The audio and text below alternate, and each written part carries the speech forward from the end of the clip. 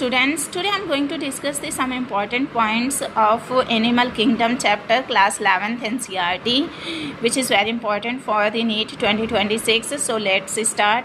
The term taxonomy was given by the A.P. Candale. Binomial system was given by the Carolus Linnaeus.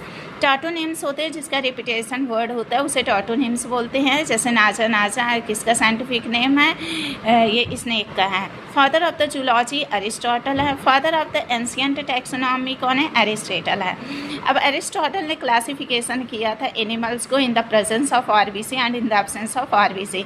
तो जिसमें RBC absent होता था उन्हें anaemia बोलते थे, जिसमें आरबीसी प्रेजेंट होता था उसे इनेमिया बोलते थे।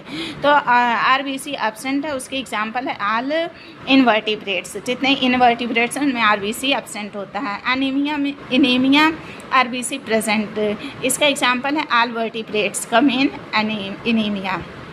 अब इसका क्लासिफिकेशन देखें तो ये दो पार्ट्स में डिवाइड्स हैं, ओविपेरस एंड विविपेरस।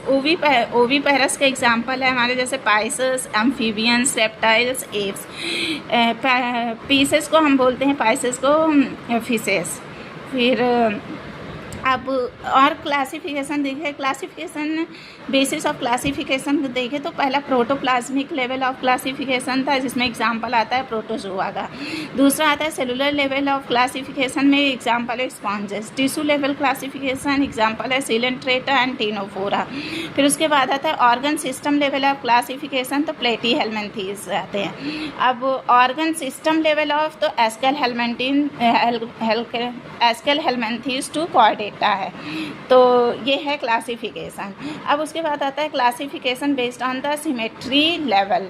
तो एसिमेट्री का एग्जांपल है ये दी प्रोटोजोआ पोरीफेरा, और एक्सेप्शन है इसमें साइकॉन एंड ल्यूकोसिलेनिया जो एक एक्सेप्शन है इसमें, वरना सारे प्रोटोजोआ से पेरीफेरा तक कौन सा एसिमेट्री पाया जाएगा।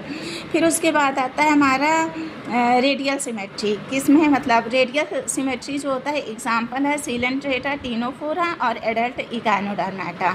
तो इकानोडर्मेटम जैसे स्टारफिश आ जाता है, तो एडल्ट स्टारफिश में कौन सा सिमेट्री पाया जाएगा, तो रेडियल सिमेट्री होगा। फिर आता है बायलैटरल सिमेट्री। तो बायलैटरल सिमेट्री जो होता है वो प्लेटी हेलमेंथीज टू कॉर्डेटा होता है, वो बायलैटरल सिमेट्री होता है।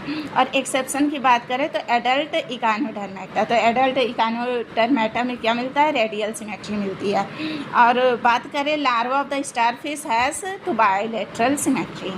अगर स्टारफिश की भी लार्वा की बात करें तो उसमें बायलैटरल सिमेट्री होती है। अब classification based on the body cavity, coelom.